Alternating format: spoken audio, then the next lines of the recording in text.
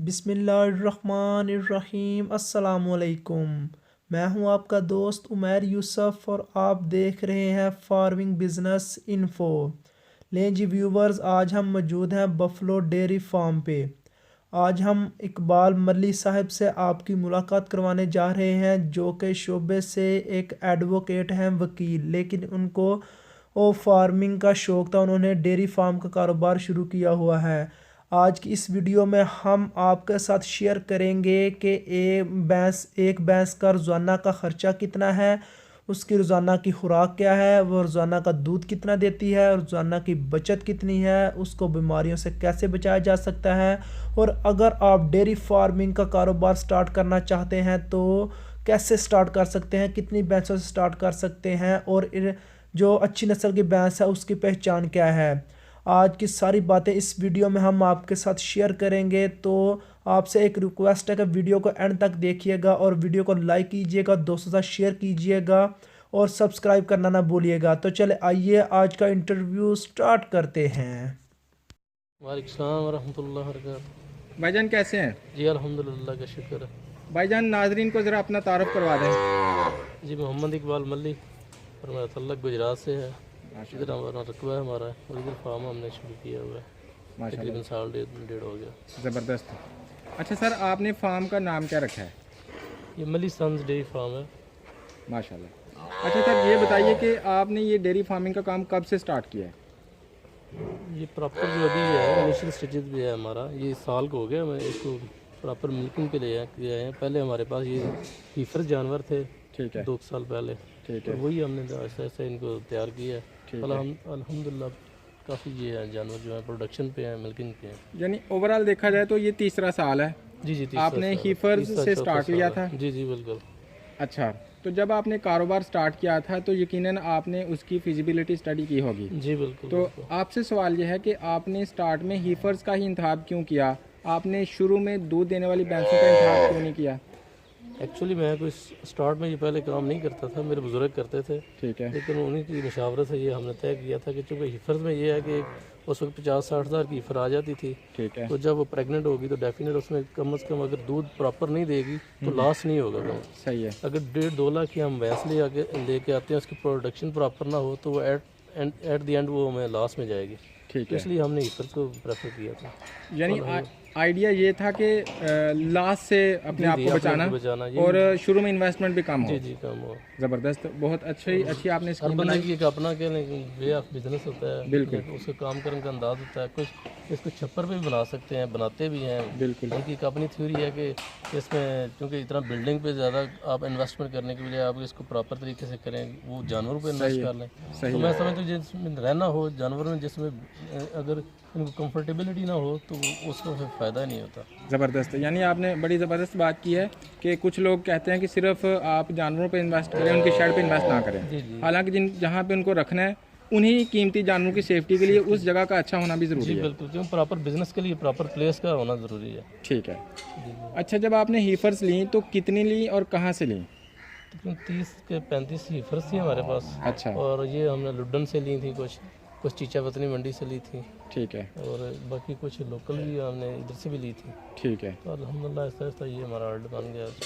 Normally कितनी as की थी जब आपने खरीदी थी? वो तकरीबन कह लें कि 3 से 4 साल की, 2-3-4 साल इसी अराउंड बुट थी। यानी 2 से 3 साल तक उम्र थी। जी जी। तो ये आपको कितने में फी जानवर यहाँ तक पड़ गया था? तकरीबन पर कास्ट एवरेज थी वो तो हमारी 65 के अराउंड बुट थी, 60-65 के अराउंड बुट 1000। ठीक है। तो अच्छा, जब आपने खरीदी थी तो उस वक़्त इनकी नस्ल के इंतखाब के लिए आपने अपने साथ किसी माहिर बंदे को लिया था या रैंडमली वैसे ही इलाका वाइज पिक कर ली थी? जी जी इलाका वाइज भी था, कुछ मेरे बुजुर्गों की मशावरत साथ थी, ठीक है, प्लस हमारे इधर लोकल जिधर हमने ये फार्म बनाया हुआ ना, इधर लोकल बंदे थे वो काम करते थे पहले इसका, ठीक तो है, उनकी रहनुमाई भी साथ मेरे थी। ठीक है, बल्कि साथ में परचेजिंग में भी शामिल थे वो मेरे। ठीक है। हीफर से इसको प्रॉपर बफलो बनने तक एक साल में फ़ी जानवर आपको कितना खर्चा आ गया था? ये ज़ाहिर डिपेंड करता है आपको, उस वक्त तो खर्च ही टोटल होता है, ठीक है, आउटपुट तो होता नहीं है बिल्कुल, उसमें, बिल्कुल। ठीक है। तो वो ये चीज़ होती है कि अगर 60 प्लस में आपने एक हीफर ली है तो जब उसने प्रेग्नेंट होना है या मिल्किंग पे आना है तो वो डबल के अराउंड पर पहुँच जाती है, डबल हो जाती है, डबल ट्रिपल भी चली जाती है अगर अच्छी हो तो। ठीक है, अच्छा तो वो खर्चा फिर उस वक्त इतना महसूस नहीं होता। ठीक है, ठीक है, लेकिन ज़ाहिर है पर एनिमल है वो आपने अगर 1 साल में लिया है जानवर तो उसके लिए डेफिनेट बात है कि 30-40 हज़ार रुपया तो ऊपर जाना ही है ना उसके। सही है, ज़बरदस्त है। अच्छा, ये जो भैंसें आपने 60-70 हज़ार की ली और फिर उसके बाद 60-70 हज़ार उसके ऊपर खर्च किया और वो उसके बाद वो भैंस बन गई दूध देने वाली, इस सूरत हाल में अब ये भैंस आपके हाल में औसतन कितनी कीमत की है? आजकल ज़ाहिर मार्केट रेट भी आप है, अब तो 2-3 लाख से आम भैंस मिलती है। जो आपके पास हैं ये ज़्यादातर किस नस्ल की हैं? ये नीली की है, नीली रावी की है, एक्स्ट्रा की है। ठीक है, तो लोकल हमने परचेज इलाके से की है, बाकी अल्हम्दुलिल्लाह ठीक है, क्योंकि ये इनकी कहना कि जो इनके अंदर कुव्वत मुदाफ़त है वो बड़ी अच्छी है बीमारियों के खिलाफ भी, और प्रोडक्शन भी जब कुव्वत मुदाफ़त हो प्रोडक्शन भी बेहतर रहती है, माशाल्लाह, खुराक भी हजम होती है, तो इस लिहाज से ठीक है, बेहतर है, ज़बरदस्त है।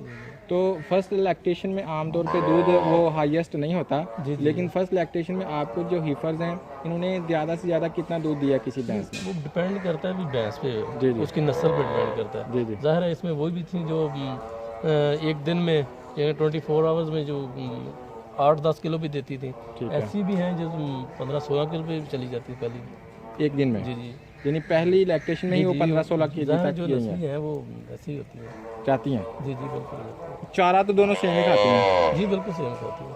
थे इनके दूध के हवाले से, तो आप ये बताइए कि आपको ये 35 जानवर संभालने के लिए पूरे साल में कितने बंदे आपने मुलाजिम रखे, यानी डेली बेसिस पे कितने बंदे काम कर रहे थे? पास 3-4 मुलाजिम थे। अच्छा, लेकिन अब ज़ाहिर ऐसा ऐसा हार्ट जैसे इम्प्रूव करता है उस लिहाज से आपको मैन पावर भी ज़्यादा चाहिए। ठीक है, उस लिहाज से अब मेरे पास 6-7 मुलाजिम हैं। 6-7 मुलाजिम? जी जी। तो अभी तो आपके पास जानवर भी बहुत ज़्यादा हैं, कुछ गाय भी हैं, छोटे भी हैं, तो ये बताइए कि एक बंदा मतलब अगर 2-3 हो तो एक बंदा ज़्यादा से ज़्यादा कितने जानवर संभाल सकता है? देखिए इस तरह के शेड में जब आप फ्री स्टाइल बनाते हैं ना, टाई अप सिस्टम नहीं होता, तो उसमें इनकी संभाल आसान है। ठीक है, क्योंकि पानी आपने पहले एक मतलब भर देना है हौजियों में जो भी हैं, ठीक है, और चारे के लिए आपने इनको शेड के अंदर ही चारा डालना है, उसके अंदर ही मतलब खुलियों में। ठीक है, ठीक है, तो ये इनको बांधना खोलना तो है नहीं है, दरवाजे खोलने इन्हें अंदर चले जाना है, जब आपने इसको वाइंड अप करना है, इनको रेस्ट देना तो उसको उनको बाहर निकाल देना है। ठीक है, इस लिहाज से इसमें लेबर कम है। हाँ, जब चारा अभी चूँकि काट के लाते हैं आहिस्ता आहिस्ता हम जा रहे हैं साइलेज पे, तो जैसे साइलेज पे जाएंगे उस लिहाज से भी लेबर जो है वो कम होती जाएगी। ठीक है। अच्छा, ये बताइए कि औसतन एक बंदा कितने में बढ़ जाता है आपको? एक बंदा मंथली कितने में बढ़ जाता है? एक बंदा तकरीबन 20-25 के राउंड में पड़ता है। ठीक है, क्यों अब महंगाई है। सही है, और इनको जब तक मुलाजिम को आप प्रॉपर फैसिलिटेट ना करें ये रहते भी नहीं है। ठीक है, तो मैं समझ इनकी ज़्यादा ज़रूरतें हैं। ठीक है, इनके लिए हमने रैशन जी बनाई हुई हैं, ज़बरदस्त है। ठीक है, इनको कोई अलग एंट्रेंस अलग बिल्कुल इनकी फैमिलीज हैं इनके साथ। ठीक है, हमारी तरफ से इनको कोई प्रॉब्लम नहीं है माशाल्लाह। और बाकी इनको जो एक वेज है वो तो तय है, बाकी जो भी काम करते हैं 2 किलो दूध देते हैं इनको, 1 किलो सुबह 1 किलो शाम, और अनाज भी इनका हमारे ज़िम्मे है माशाल्लाह। अच्छा सर, ये बताइए कि आपका ये फर्स्ट एक्सपीरियंस है, क्योंकि आपके वाजदाद के टाइम से आपका ये काम है, तो इस काम में कौन से मेन मसाइल का सामना करना पड़ा आपको जब आपने कमर्शियल लेवल पे इसको किया? इसमें आहिस्ता आहिस्ता ज़ाहिर है स्टार्ट में तो बड़ी प्रॉब्लम होती है, लेकिन होती है अवेयरनेस नहीं होती है। ठीक है, क्योंकि बातें आपने प्रैक्टिकली नहीं की सुनी नहीं होती हैं, प्रैक्टिकली अप्रोच नहीं होती है उस वक्त। जैसे जैसे आप प्रैक्टिकल अप्रोच में आते हैं, प्रैक्टिकल ज़्यादा एक्सपीरियंस होता है, उस लिहाज से आपके प्रॉब्लम्स भी उस हिसाब से सॉल्व होते जाते हैं। ठीक है, शुरू में डेफिनेट थे प्रॉब्लम, लेकिन अब अल्हम्दुलिल्लाह आहिस्ता आहिस्ता बेहतर है। मेन इसमें जो प्रॉब्लम है वो लेबर की होती है लोगों को। ठीक है, लेकिन मेरा इनके साथ क्या बर्ताव अच्छा है, मैं इनको भाइयों की तरह रखा हुआ है, हम इकट्ठे ही बैठते हैं, इकट्ठे खाते पीते हैं। ठीक है, इस लिहाज से ये बिल्कुल जो आते हैं बंदे वो अगर चले भी जाए ना तो फिर बाद में उनकी यही कोशिश होती है कि हम उधर जाके काम करें। ठीक है, तो मुझे ये प्रॉब्लम है। दूसरा जो जानवर है ना, इनको मैं एक चीज़ समझता हूँ कि अगर जानवर हैं तो ये डेयरी फार्म है। ठीक है, अगर इनकी सर्वाइवल बेहतर है, इनको बीमारियों से मतलब प्रोटेक्शन है, तो फिर ज़ाहिर है आपको ऐसा लास्ट लंबा चौका कोई नहीं होता, अल्लाह ताला खैर करेगा। ठीक है, यानी आपके ख्याल में दो मसाइल हैं, जानवरों की सेहत और लेबर का मसला। और लेबर के मसले का सलूशन आप ये बताते हैं कि भाईचारे वाला रवैया और जानवरों की सेहत के हवाले से जो भी स्टेप्स हैं वो लेने चाहिए। लेबर की जो ज़रूरियात हैं वो पूरी होनी चाहिए, ठीक है, तभी ये रहते हैं। ठीक है, ठीक है। और दूसरा ये जो आप तीसरा मसला जो होता है फॉडर का, चारे का होता है, ठीक है। तो वो अब चूँकि लेटेस्ट दौर आ गया, ऐसा ऐसा हम जैसे इसको साइलेज पे लेते जाएंगे उतना ये ईजी होता जाएगा। ठीक है।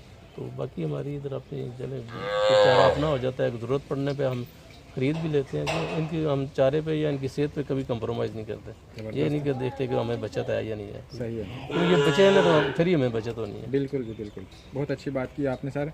अच्छा सर, खुदा न खास्ता आपने बड़े अच्छे स्टेप्स लिए रखे हैं और आपकी सोच भी बड़ी अच्छी है। शर्मवाद का कोई मसला तो नहीं पेश आया? कोई शर्मवाद हुई है इस दौरान? पहले साल मेरे जो छोटे बच्चे इनके छोटे बच्चे थे ना जानवर, वो काफ़ी उनका मोर्टेलिटी लेवल ज़्यादा था। अच्छा। लेकिन वो ज़ाहिर है ऐसा ऐसा बंदा सीखता है। बुजुर्गों से एक बात सीखी कि एंड पे जो है ना वो कहते हैं कि इनके जो बच्चे हैं ना वही बचते हैं। तो उसमें मैंने ये नेट शेड पे सारी स्टडी की, तो उसमें ये था कि एक हर्ड अगर आप 3 साल के बाद एक हर्ड तैयार कर लेते ना, जितना फ़र्क 30 जानवर हैं आपके पास, 30 जानवर आप 3 साल के बाद वो आपके तैयार हो जाते हैं, प्रोडक्शन पे फर्ज कर आने के काबिल हो जाते हैं, तो फिर आपको लॉस नहीं है। ठीक है। और जो दूध है इनके और अपने प्लस शेड के जो खर्चे वगैरह वो पूरे होते रहे, और जो बाकी आपके बैकअप है वो जानवर जो 30 जानवर है आपके इस साल में है स्टार्ट में, तो 3 साल बाद अगर वो 30 जानवर आपके बैकअप पे हैं तो वो लॉस नहीं है मेरे ख्याल में।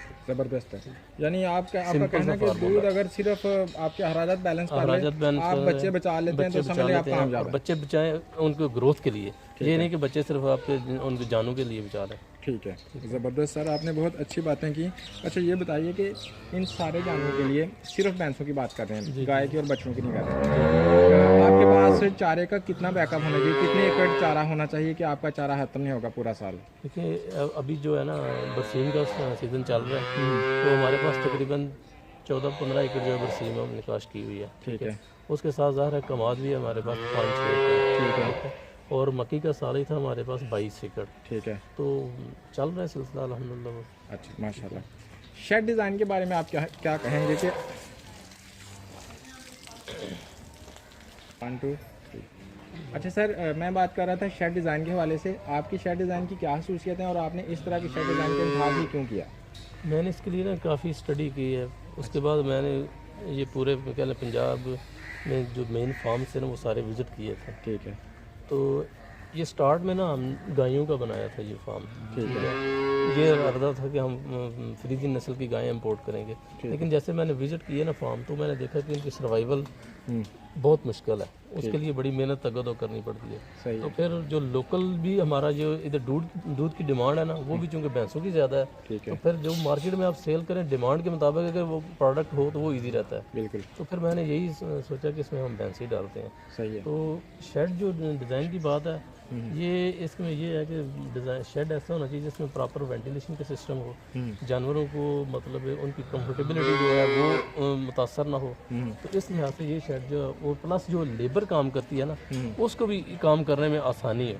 सही है। तो ये तीनों चीज़ें जो है ये मेरे ख्याल से इस शेड में मिल जाती हैं। सही है। यानी आपके शेड की 3 खसूसियात हैं, लेबर को भी सहूलियत है, मालिक को भी सहूलियत है और जानवरों को भी सहूलियत। ज़बरदस्त। सर एक चीज़ और पूछूंगा आपसे कि इस वक्त आपके पास दूध देने वाले जानवर कितने हैं? इस वक्त हमारी पता है ये जितनी भैंसें हैं ना तकरीबन ये अब इनकी जो है ना नेक्स्ट सीज़न स्टार्ट होना है दिसंबर जनवरी में जाके कहने के इनका सुबह स्टार्ट होना है। ठीक है। अभी ये तकरीबन ड्राई पीरियड पे चल रही है। ठीक है। तो लेकिन अल्हम्दुलिल्लाह अभी ये है कि इतना दूध हो जाता है जिससे मैं अपने अखराजात पूरे कर सकता हूँ। ठीक है। यानी आपने वही स्ट्रेटजी मैं ये समझता हूँ कि इसमें ये है कि मेरे पास अगर आज भी दूध प्रोडक्शन जो 200 है ना 200-250 मेरी दूध आज भी इन दिनों में भी चल रही है प्रोडक्शन। ठीक है। ड्राई पीरियड के दौरान भी। ठीक है। तो इसमें भी चलें कि 150-200 लीटर मैं समझता हूँ ये खर्चे पे चला जाता है और कुछ मेरा अपने लिए बच जाता है, और बाकी जो मेरे जानवर जो बचे रहे हैं पीछे जो बच्चे हैं इनके, तो वो मेरी वही कामयाबी है। ठीक है। और बाकी इनको जब इन्हें प्रोडक्शन पे आना तो ज़ाहिर है यही डबल हो जानी है मेरी प्रोडक्शन, तो अल्हम्दुलिल्लाह बाकी जो 150-200 होगा वो मेरी बचत में चला जाएगा। ठीक है सर, आपने बहुत ज़बरदस्त बातें की हैं। हम आपके बहुत शुक्रगुजार हैं। मैंने आपसे बेशुमार सवाल किए, कोई ऐसी बात जो मैंने नहीं पूछी लेकिन बड़ी अहम थी न्यू फार्मर्स के लिए, अपनी तरफ से तोहफ़तन बता दें जो सदका जारिया बन जाए उन लोगों के लिए जो इस कारोबार में आना चाहते हैं और उनको वो लास्ट से बचा दें। देखिए मैं तो एक बात समझता हूँ, सिंपल सी बात है कि इन दी एंड जो है ना अल्लाह ताला की तरफ से भी वो ये है कि रिज़्क़ हलाल में बरकत है। ठीक है, तो अब इसमें जितना कर सकते हैं कि जानवरों को भी हकूक़ का ख्याल रखें, मुलाज़िमों के हकूक़ का भी ख्याल रखें, और जो आप दूध का काम करते हैं या जो फ़र्ज़ का गोश्त का भी काम करते हैं तो उसमें ये हो कि जो आप सप्लाई करते हैं ना उसमें किसी का लॉस ना हो। मैं इधर बिल्कुल किसी किस्म का टीका नहीं लगाता इनको दूध के लिए, किसी जानवर को भी। मैं ये समझता हूँ कि हमारी नस्लों के लिए आगे ख़तरनाक है, तो इसलिए जो मेरे लिए चीज़ नहीं अच्छी वो आम आवाम के लिए भी नहीं अच्छी, तो मैं तो कुछ सदका जारिया समझ कर रहा हूँ। ज़बरदस्त है, यानी आपके कहने का मतलब है कि अच्छा करें और अच्छा पाएं। अच्छी सोच रखें, ठीक है, और पॉजिटिव रहें तो अल्लाह ताला उसमें बरकत डालता है। बहुत शुक्रिया भाई, आपने बड़ी ज़बरदस्त गुफ्तगू की। अस्सलाम वालेकुम।